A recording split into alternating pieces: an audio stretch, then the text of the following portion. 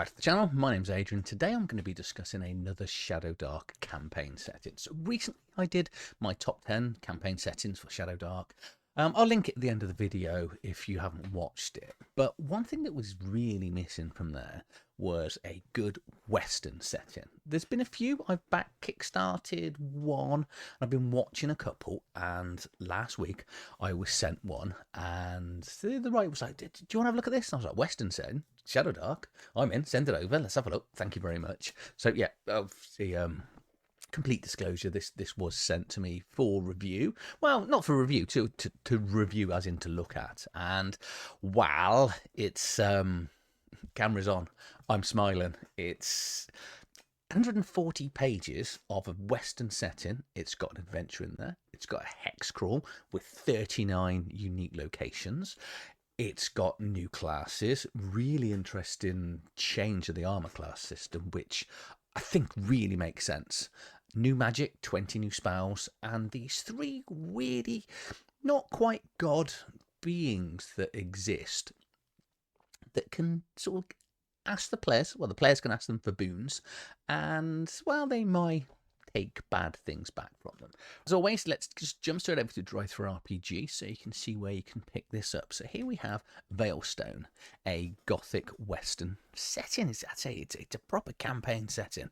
Is that Celluse Press? I think maybe. It's currently only available in PDF format. Print on demand will be coming at some stage. So 140 pages. When you pick this up, because you will want this if you're a fan of Gothic Western. Actually, you could play this complete straight Western as well and just take out the Gothic horror things. If you want a nice Western setting, this will suit you perfectly. But I think where it really shines is actually the Gothic setting here. But please do consider using my affiliate link, because anything that, anyone that uses the affiliate link, any money generated, I do put it back into the channel. So the Veilstone Valley was once it's the shining crown in this valley for ore and gold. And then, well, it calls it here the Calamity that took place. So a skull-piercing sound, like 7 trumpets of revelation split the sky. And then monoliths basically appeared. We'll get to see those when we do look at the hex crawl as well. I think there's 7 of them appears around the map, and the players will then go and investigate the monoliths. And, well, you can kind of find out what happened to J.B. Watley, who was the one of the first people, well, the founder of the valley. But give you an idea of what's included. So you got this new gunfighter class, say 20 new spells, new carousing rules, posse generation rules. There are, I think it's 39, did it say, new creatures and monsters. So yeah, 43, sorry. It's 39 unique locations on the hex crawl. And it also does have a 4th level dungeon included as well. So there's so much packed into this little zine here.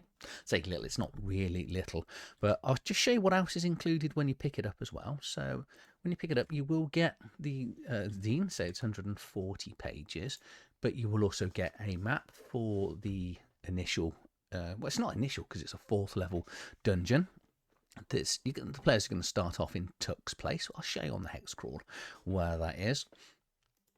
And this is the big hex crawl map that's going to be included. There is a copy of this in the inside cover, but and the map is included. But I love the fact that, well, I love it when creators actually separate these things out. So as a games master, you can have them printed off. But here's your adventure. Your adventure is going to start down here in the bottom right-hand corner, and throughout the map, you should be able to see all these monoliths that are dotted around. I think I counted 7. I'm now starting to think it might be 6. 1, 2, 3, 4, 5, 6, 7. No, I was right. 8. I've just found another one. It's like a Where's Wally of the monolith world. So we've got 8 monoliths for the players to go and investigate. Say all that is included when you download it from Drive-Thru-RPG. So here's the front cover. It's very Shadowdark-esque, isn't it? It's mainly black with the white bits, but I love the fact that the red, I think it does go very well when people include this red, and then you've got the sort of veilstone here. This is an idea of giving you what one of the monoliths actually look like. Hex crawl map again. And then we're into the inside cover. So this has been sent to me by Riley Swift, who was the writer, designer, and he's done the layout here. Additional artwork is all listed, and all the art is in here, and all the playtesters as well. So list of some really, really good people. The art in this is absolutely amazing. Then we'll look at the contents, and it's all hyperlinked, which I really do appreciate when a creator goes to that extra length to hyperlink their books. So it takes you through the content introduction. It's then the first sort of 20 odd pages is character creation and the changes. You still will need a copy of Shadowdark to run this. We've then got the magic rules and the new spells, the gameplay settings and the new rules, makeshift armor. I love what they've done here with the armor, because, well, I'll explain when we get to that. Some new gear, mount rules. Then we're going to take a look at the valley and the unique locations in there, the monster manual, treasures, and magic items. There's this really cool lightning pistol that we'll look at. And then you get the adventure itself. And then finally we've got Somewhere in Veilstone, which is the back of the book, which is 30 sort of random sort of adventure hooks as well. So there's everything you're going to need, other than the core rulebook, to just go and play this as a straight Western setting, a gothic horror setting, depending on what you want, just out of this wonderful, wonderful zine. So this is just the background. It's just detailing here when J.B. Watley basically came to, he was one of the first people in the valley. So it was a time of boom. Lots of money was being made. There was here 10 tons of gold and silver per month were being sent back to Washington. You know, so a lot of money going on here. Then the Calamity happens, and ever since then, there's the whole valley's become dark and a dangerous place, shunned by those who value their lives and sanity. So there's unnatural creatures and monsters, supernatural creatures in here. And some say the devil himself ride these lands looking to trade a worldly gain for souls. It's not a nice place anymore. Characters. So we're going to get straight into backgrounds. We've got 2 new ancestors, so obviously you're welcome to play the human. Could you put in sort of elves and things? Yes, you could. I probably wouldn't. You know, I'd just be running it with the humans, or you get this Revenant or the Veil Touch. The Revenant, those that die in the shadow of the Veil, come back from the dead. So you will be playing an undead character, and you'll be immune to fear and charm-like effects. I'd also probably not make my players need to worry about rations and food, because you're dead. Then you've got the Veil Touched here as well, and they're going to get a 6th sense, but they importantly get the ability to communicate with spirits and the undead.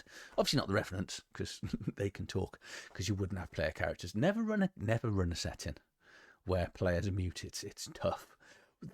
From classes, so there are 4 new unique classes in here, but you can use the original 4 from the Shadowdark rules, and it just says what you should do to change the fighter, the priest, the thief, and the wizard on what you would do. And you'll see here we've got a base AC from 15 all the way down to 12 for the wizard. I'll explain that once we get to that part of the rules. Starting off with the gunfighter class, as you imagine, this is going to be quite an aggressive character. They are coming with a D8 hit points, base armor of 14. They do get iron sight, so attacks and damage rolls with firearms getting +1, plus half your level rounded down. I like the fact it rounds up. And scarily, they get to do a crit on an 18 to 20. Who doesn't like the fact that 15% of all their shots, well, not exactly 15%, but you get the maths there, are going to be crits. This is going to be a very popular class.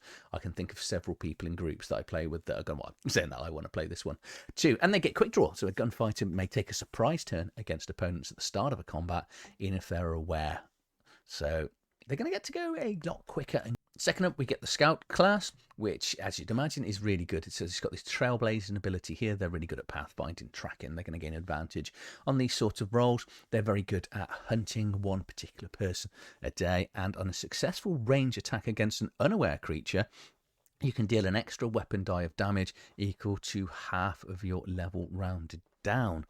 They're going to make very good assassins. Then Doctor class, we're going to need healing. There's things are going to go wrong. I love the artwork for this, with the knife in this guy's back. Starting class of 13, for armor class and a d6 hit points, but they get this field surgery, so they can heal a creature a number of d6s equal to 1 plus half of your level rounded down. And they also get this apocryphy class ability, which allows them to make some wonderful potions and things like that. That they're going to have to make an intelligence check to create them, but they're going to like smelling salts will stabilize people, a cure or elixir which will allow to cure 1 poison or disease, and then they've got the hail element which deals a d8 hit points. Most parties are going to be incredibly thankful if you've got one of these. And then finally we're going to get the spirit guide class here, which, as you can imagine, these have spent a fair amount of time in the Veil. We'll explain how the Veil works once we get to that section, but they're going to base armor d12, so they're going to be slightly easier to hit. They do get a d6 hit points. They can spirit guide, and they can basically cast their spirit into another creature within far distance, and then you can control their move and actions as long as they maintain focus. But they're also a full caster, and they're going to be using their wisdom stat for casting, so they will go up to the 10th level of spells. 20 new backgrounds here, which you would use in the Veilstone backgrounds, which include things like trappers, engineers, gunsmith, and lawmen. And titles. I do enjoy it when writers and creators actually put titles in for their new classes.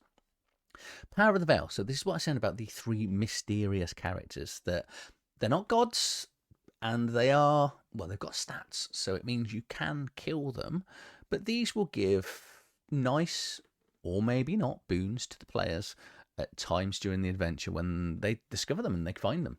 And we have got the Wayfaring Stranger, the Moth Lady, and the Pale Rider, each with their own motivations and sort of twisted ideas of what they're going to want to do and give back to the players. And we've got some random boons here that they can roll if the players are brave enough to ask for them. Magic section. Got magic mishaps again from level 1 through to 3, and then 4 to 5, and then 20 unique spells for the setting. Okay, I'm not going to go through all the spells in here, but let's just start with the first tier spell here for the spirit guide, which is focus and far, which is called channel. You focus your conscientious into the spirit realm. You can perceive and communicate with spirits in the area as well as animals within range. There's going to be a lot of these in this spell, in the spell book, effectively, for the spirit guide here. Let's pick on. Let's go to Moonlight. Okay, you reach up into the sky, pulling down a small stone-like orb that fits into your hand, and it casts a strong silver light in the near. Silver light will allow you to see in the Veil, because the Veil, when you're in it, is just pitch black, but silver does illuminate. For the duration of the spell, creatures within the light are immune to charms and fear effects. Enemy creatures within the spell area take 2d8 damage at the start of their turn. So that's going to cause the creatures to move away. Got a soul scream here. All enemies within near, at least it says enemies, will take 2d6 damage and are stunned for 1 round, unable to take an action. That's pretty powerful, the ability just to stun and take everything out and lose a round. So that's going to be, I think we'll see that one used a fair bit. So that's the character options done. We're now going to be looking at the gameplay. So these are the new rules that are coming, and they say optional. I'd include all of them, to be honest. And these are rules that are going to allow you as a player to do a bit more interesting things. So if a creature moves far or double far, range attacks against them are at disadvantage. If a PC does not move, they gain advantage on their range attacks. So they're going to get to basically take an aim action. And on a 1, because if you're going to create this wonderful firearms mishaps table, don't make it optional. On a roll of a 1, with the firearms, the weapon misfires. Roll on the firearms misfire table. And we've got a death table here, so when the players die, you're going to roll on here, and potentially you could roll your 2d6, and if you roll between 8 and 12, so round about just under 50% of the time. I know it's obviously a bit more of a bell curve, but that's quite a good chance that your player will wake up and you retain your spirit and mind, and you get the reverent ancestry. So death is only potentially the beginning in here. Going to now look at the armor, as it's called, the makeshift armor. As you saw, all those characters came with a starting AC. And what it basically represents is the difficulty to hit, because these characters are experienced around firearms and they know it's not quite dodging, but living in a world and around it, you are more aware to get out of the way of bullets. So that is what the AC sort of abstractly represent. However, if you do want some makeshift armor, the game's got you covered, so we can go boilerplate shield. So if you want to go full on Back to the Future 3, when he was Clint Eastwood, you can just put on this armor and you'll be absolutely fine. But you can even go all the way to a shovel iron plate. It's going to take up a fair amount of slots, but it is going to give you a huge starting AC, well, a static AC, I should say. But you know, you're going to sink, and you're going to make a lot of noise. No Western setting would be right without any new weapons. So here is a plethora of new weapons, including longbow, pocket pistols, revolvers, dragoon revolvers, and peacemaker revolvers. There are a load of new properties in here as well. And so we've got things like cap and ball, which you're going to need to reload. But spread is my favourite, which comes on the single and double shotguns. And spread, advantage to hit and crits on a 17 to 20 up to near.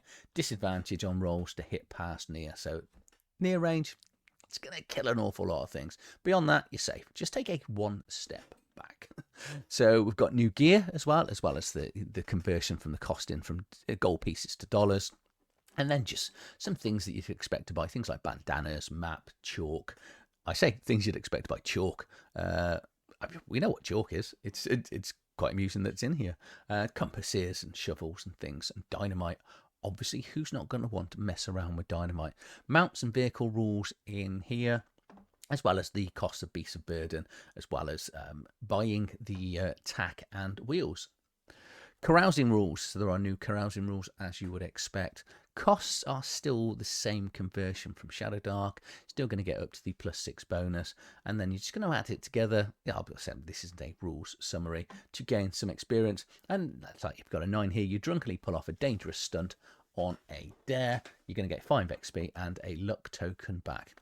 Law and order. Do you want to be a good guy or one of the bad guys? If you're going to do good things, you don't really need to worry about infamy. If you're going to start doing things and crimes and robbery, horse theft, fraud and graft, you're going to start getting infamy. And as your infamy goes up, it's going to affect your encounter rolls, especially when laws, deputy, bounty hunters and things like that are going to start actually coming for you. You can deputize yourself as well. So if you want to go and hunt people, and a way of earning a bit of extra, like $50 per month of service, you will get, as well as potentially for the rewards for the people that you capture or kill if it's dead or alive. Okay, we're now going to look at the hex crawl and say, oh, the art, this is great. This is a wonderful piece here. But we're going to get into the valley. So the Veilstone Valley, it's got random encounter tables here. Weather tables, always my worst trait. Never putting weather in. Encounter zones for the valleys, forests, mountains, and different types of people, undead spirits. Roads are unsafe. They're not perfectly safe. Off-road travel is going to be risky, and any wilderness at night, subterranean environments in reduced visibility weather is deadly. So it's just it's not a nice place to be around. We then get these 2 pages with the black background to show, I think, just how dangerous the Veil is. The Veil is a fog-shrouded intersection between the material world and the spaces between the spheres. Your players are going to mostly get there by going near the monoliths, or obviously if the fog does move across the land if the players want to go in. There are certain spells that will allow the characters to go in if they want to. But it is a deadly place to travel, and everything is risky. Okay, so things are going to be slightly different when they're in there, and we've got some pretty horrible, nasty. These are the more nasty encounters in here, especially from an early. You're probably not going to want to put the players into the Veil early on, or maybe it's good to put them in there and just see and drop them into. And obviously, if you can try and get them out sooner, depending on how they get out. So the one good thing they're going to get when they're in the Veil is silver and holy symbol shed a pure moonlight light. This silver light reduces the danger level of the surrounding area, and its malevolence entities fear its glow. Silver also acts as an anchor to the material world, so it should be able to get them back. We've then got a D100 table of rumours, and there's a lot, as you can imagine, off a D100. So I think there's the 1 and the 0 are unique, and then the rest of them are 2-digit numbers. So what's that? That's 48 unique rumours in here, which is cool. Gang and posse generator. You're going to be able to create gangs and posses. So it does kind of say here, you know, don't have, you're going to have humans, revenants, or veil touch. So maybe elves and dwarfs are actually out. It's your world. Play whatever you want in it. But we've then got this sort of elf class, the alignments of them, how wealthy they are, because obviously if you can get a rich gang member, it's going to help the players out once they've caught them, and sort of how famous they are, or, you know, whether they are wanted, dead or alive, and some hooks in here, some names to the gang and what they allegedly did, because not all of them are going to be bad people. Then going to look at the Veilstone Valley hex key. So we've looked at the map. So this is the 39 locations in here. Some of them will be the monoliths, and other than like Murphy here is one of the towns. So there's about 1,500 people live in this mining town. It's going to list the sheriff and the sort of size of the posse they can pull up. All of the monoliths that are in here are included in here as the locations, as well as what will happen when the players are at monoliths. We've got variety of ranches. If you remember from the map, there is that lake and the building in the middle of the lake. We've got an old fort as well. So the Spanish fort here, just south of the road of Rio Dorado. It's faded stone walls painted with symbols of power and protection. It's home to 60 Ghost Vale Rangers led by Captain William 20 Wolves LeMay. Got some gallows crossed here, the Pine Island, which is obviously in the middle of the lake here. Humbug Bob's, which is a rough and motley town of saloons, lumber mills and trading posts on the banks of the Chrysococa Lake. 25 families and around about 85 to 300 tradesmen living there. So I guess you randomly roll that to determine what's going on. We've got another one of this Heartstones here.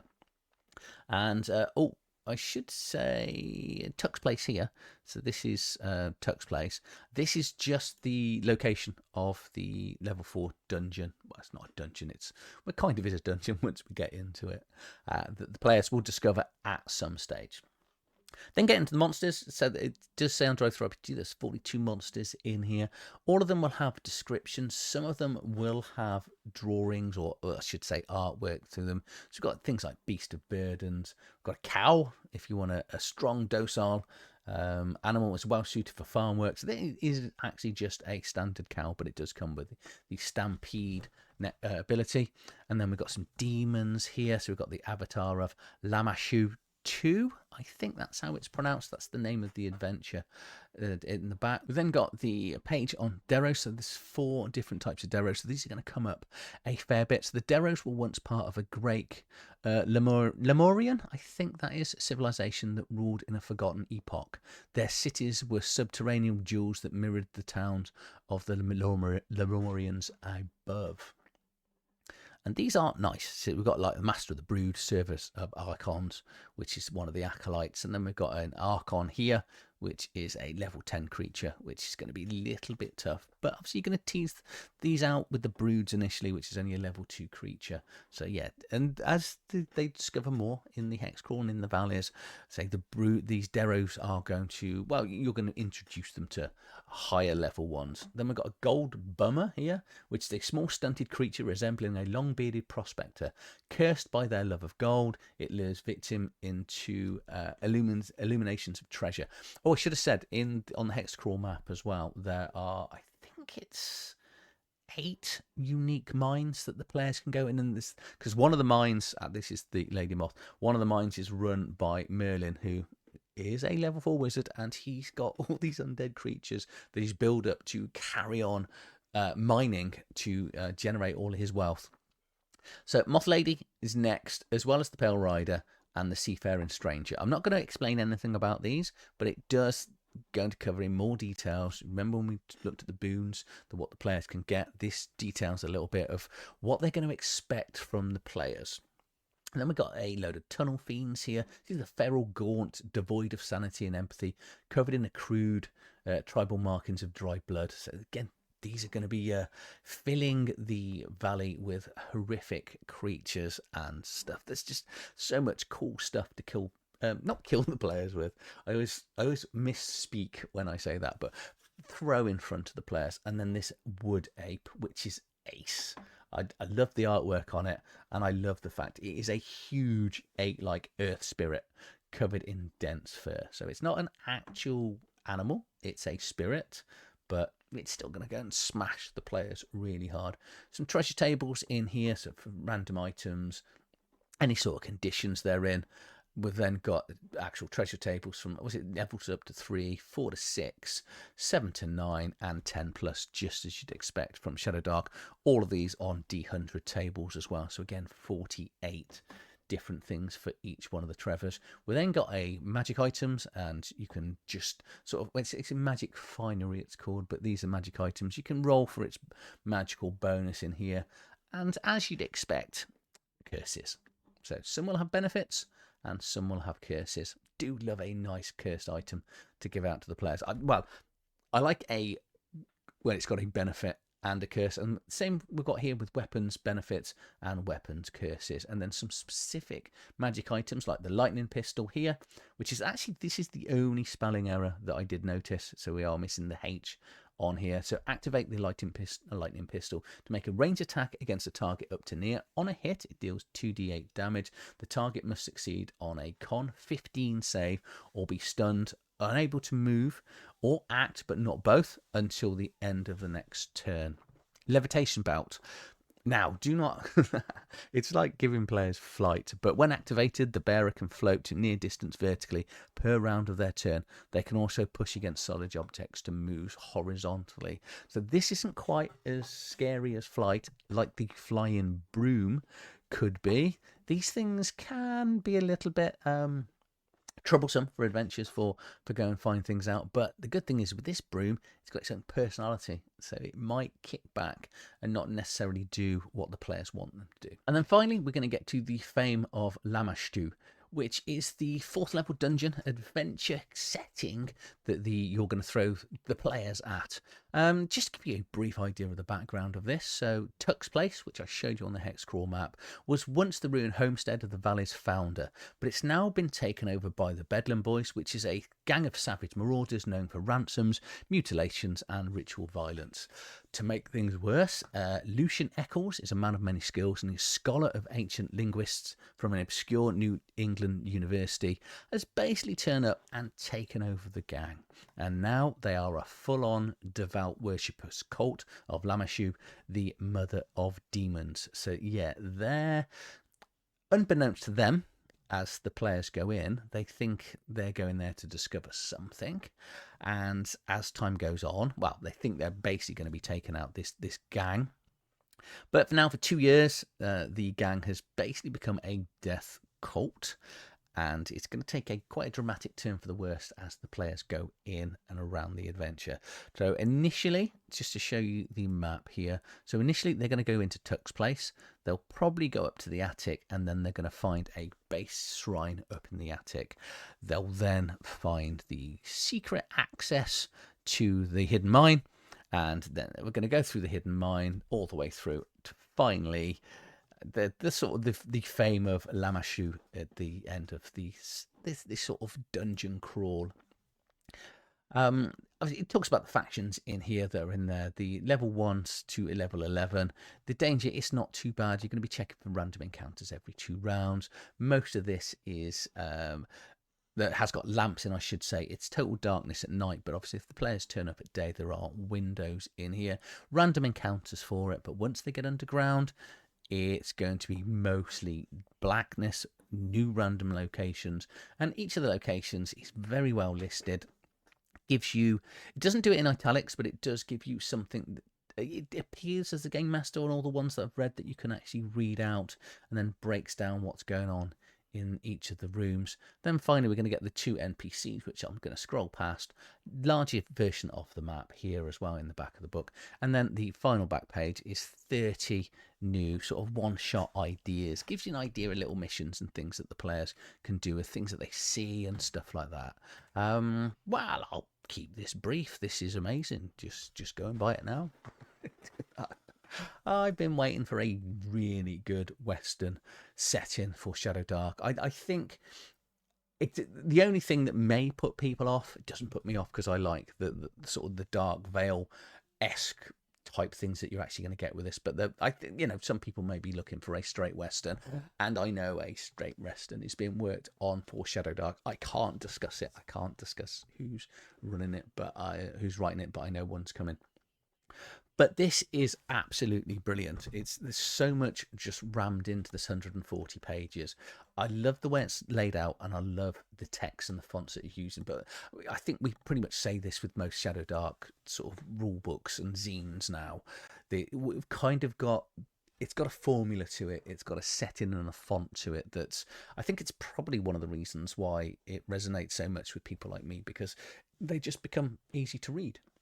You know, you've got your, I say, three ancestors. You got your human. The Revenant is great fun, and the fact you can either start on it or accidentally get into it when you die at a later stage. You know, death isn't necessarily the end for your characters. It's easy to convert. The 4 new classes are interesting. It's that gunfighter, if you want to go all out, is pretty deadly. That scout with the 1 shot, you're going to need the doctor, and obviously the spirit guide's magic is really cool.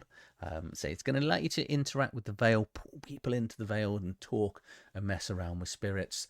The armor class rules I really like. I'm not sure everyone's going to sort of jump at that certain characters are going to have a higher AC, but I do love the fact it just represents the fact that, you know, as a skilled combatant, you're fully aware of your surroundings and you should be a little bit harder to kill.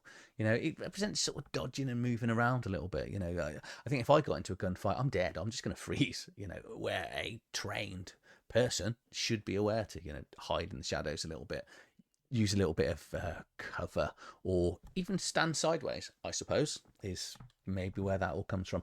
I like it. It's a great idea. The hex crawl map is good. The monoliths and the mines that the players can go to.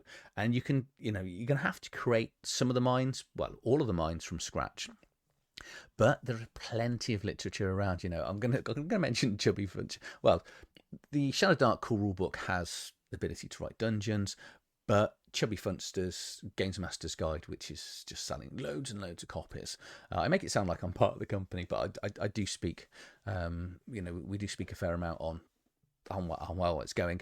And that has got some really good rules for making dungeons. And in reality, a dungeon is just a mine. So you'll be able to randomly create these mines. And it gives you an idea of the size of them. So that adventure at the end is... The only potential issue is if the players go there when they're not ready for it, and hopefully they are bright enough to come back. We've all been in there. We've all seen TPKs from Shadowdark because players aren't aware enough to notice that they probably shouldn't be in the area they're in. But this is great, absolutely great. I'm not sure when the print on demand is coming. Hopefully it'll be coming soon. So there's a couple of little errors which say that these things. It's normally about 4 weeks once prints on demand goes from RPG, from what other creators tell me, because obviously you've got to wait for your test print to come back and then you're ready to go. But the fact that both the hex crawl map and the other map is included. The one thing I would like to see is a player facing map as well, because I think, you know, that's going to be quite important for VTTs, so you can upload it into there. But if you're listening, just well, hopefully I do actually like it when writers watch my videos. So Riley, if you can, I would just consider adding player facer maps as well. I think then that would be a lot, you know, really useful. But this is brilliant. I don't know what else you've written, but I'm really looking forward to seeing what goes from here, whether you do additional one-shot adventures, you know, new classes. But yeah, telling everyone, because love this. Veilstone, go and grab it now if you're a fan of westerns like me. You know, it's one of my favorite. You know, I've got a few favorite genres, but yeah, this is a good one. This is a good one. So I'm going to leave it there. If you've enjoyed this video, please like, share, subscribe to the channel, and I'll see you on the next video. Thank you for watching.